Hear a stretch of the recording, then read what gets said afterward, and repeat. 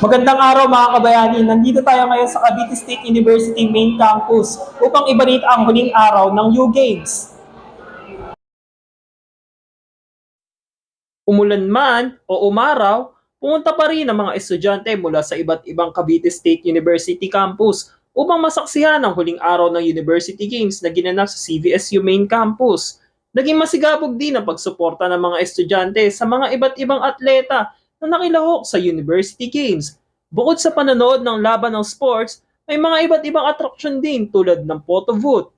Gayunpaman, naging masama ang panahon, nagawa pa rin ng mga estudyante maging masaya sa huling araw ng University Games. At iyan ang mga pangyayari dito sa CVSU Main Campus.